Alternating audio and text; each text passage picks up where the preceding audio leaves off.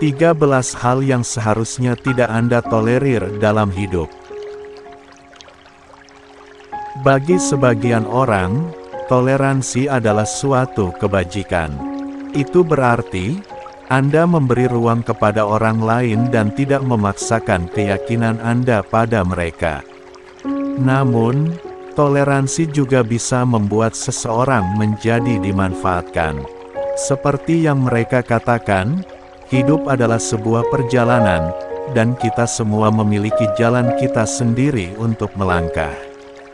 Kita semua membuat kesalahan di sepanjang jalan, tapi itu penting untuk mengetahui kapan sesuatu tidak berfungsi dalam mendukung Anda. Dan meskipun mudah untuk menunjukkan kapan seseorang yang lain menoleransi sesuatu yang tidak seharusnya, jauh lebih sulit untuk melihat apa yang Anda toleransi dan kapan Anda harus berhenti. Berikut adalah beberapa hal yang dapat Anda manfaatkan dari menjadi tidak toleran menjadi toleran. 1. Toksisitas. Toksisitas dapat mengambil banyak bentuk dan dapat memiliki efek emosional, fisik atau mental pada Anda. Bisa jadi orang yang terus-menerus menempatkan Anda jatuh, kebiasaan buruk seperti minum terlalu banyak alkohol, atau lingkungan kerja yang penuh tekanan. Apapun bentuk toksisitas yang terjadi pada hidup Anda, satu hal yang pasti.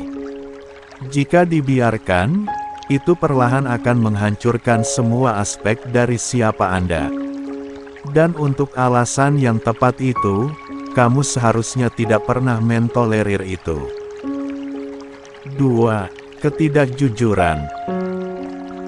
Ketidakjujuran adalah salah satu yang paling merusak kekuatan dalam masyarakat kita, dan seharusnya tidak pernah ditoleransi sampai batas apapun. Ini adalah bentuk pengkhianatan, yang melanggar atau pelanggaran kepercayaan. Jika Anda mentolerir ketidakjujuran, maka Anda mengizinkan diri sendiri untuk ditipu oleh orang lain. Anda membiarkan seseorang melanggar kata-kata mereka dan janji, tanpa konsekuensi atas tindakan mereka. Orang yang berbohong, sering merasa dibenarkan dalam berbuat, jadi karena mereka pikir mereka mengatakan putih. Kebohongan atau membengkokkan kebenaran cukup membuat seseorang terluka. Tetapi, bahkan jika omong kosong kecil itu tampak tidak berbahaya pada awalnya, tetapi mereka dapat memiliki dampak yang besar. 3. Penentang. Penentang tidak menginginkan apapun selain Anda gagal. Dan mereka hanya akan memperlambat Anda. Cukup sulit mengejar impianmu dan tujuan sebagaimana adanya. Jadi, pilihlah dengan bijak dalam hal siapa Anda curhat atau berbagi tujuan dengan Anda. Berhati-hatilah untuk berbagi upaya Anda dengan mereka, yang terbiasa meragukan, mengkritik, dan menempatkan orang lain untuk jatuh. Mereka hanya akan membawa hal negatif ke dalam hidup Anda.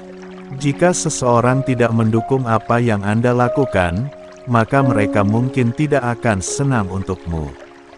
Ketika semuanya berjalan dengan baik, hal terbaik yang dapat Anda lakukan adalah mengelilingi diri Anda sendiri dengan orang-orang yang akan merayakan kesuksesanmu.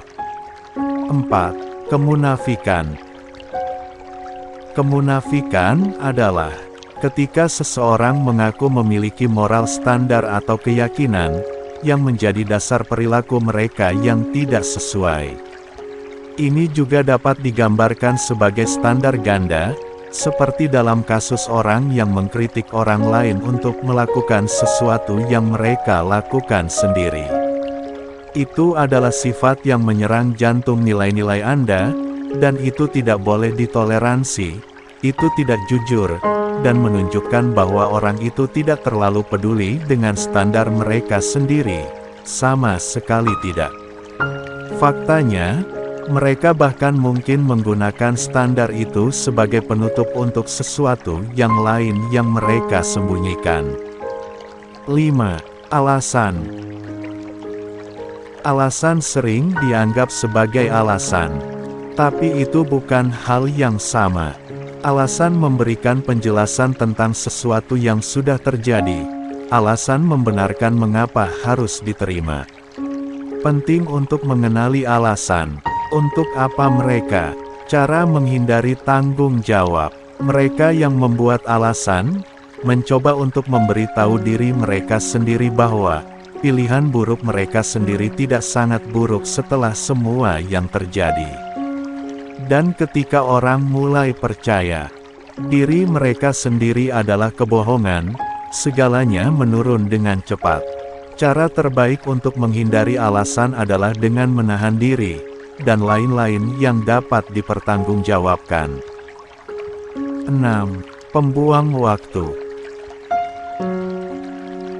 Seorang pembuang waktu adalah seseorang yang tidak menghargai waktumu.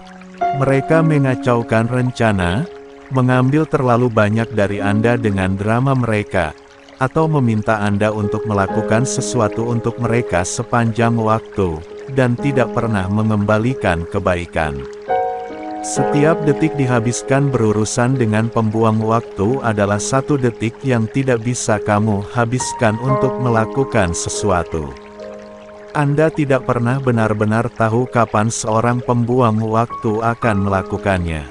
Muncul dalam hidup Anda, tetapi Anda tidak harus bertahan dengan orang-orang seperti itu. Tetapkan batasan dan patuhi itu.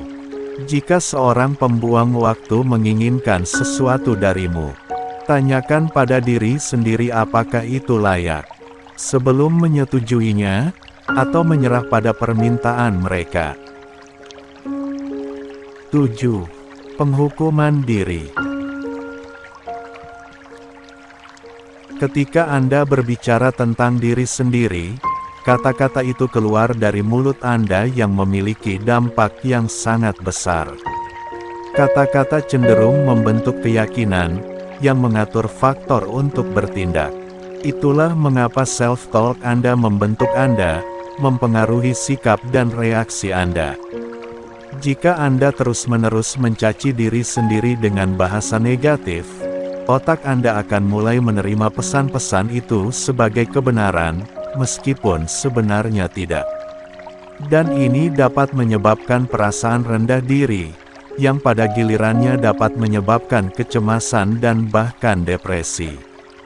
Cobalah memilih kata-kata Anda dengan bijak ketika itu datang untuk diri sendiri, dan ingat bahwa tidak apa-apa tidak menjadi sempurna.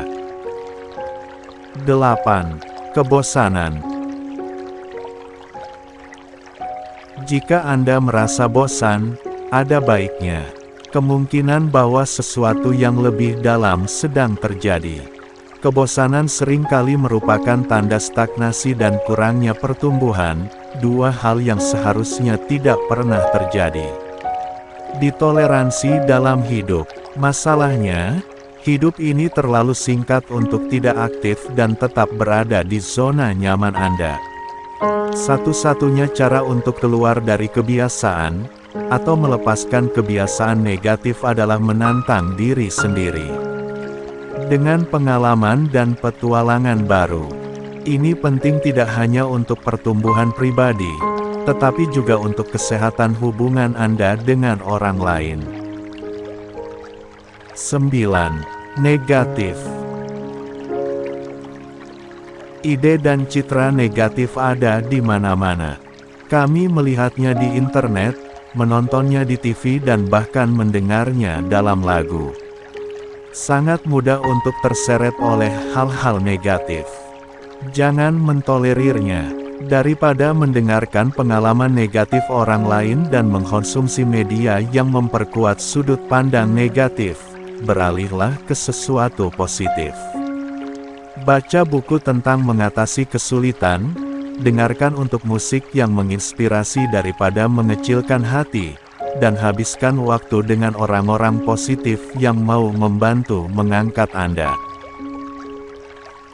10. Menjalani hidup tanpa integritas.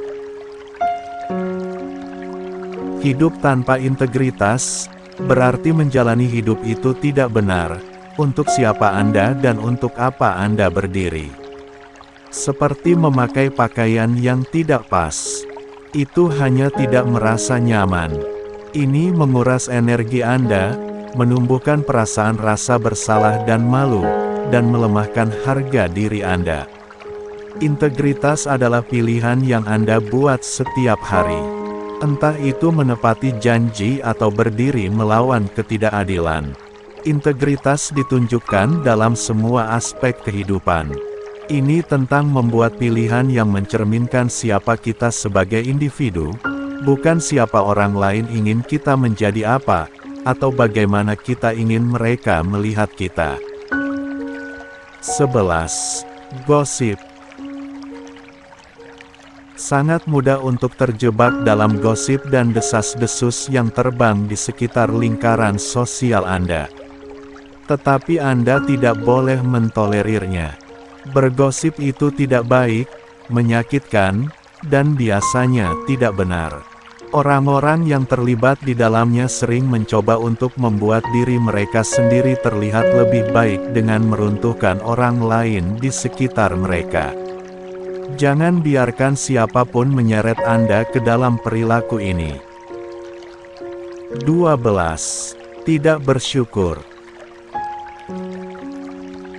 Tidak ada jalan lain, syukur adalah sesuatu yang membuat orang sering gagal untuk berlatih.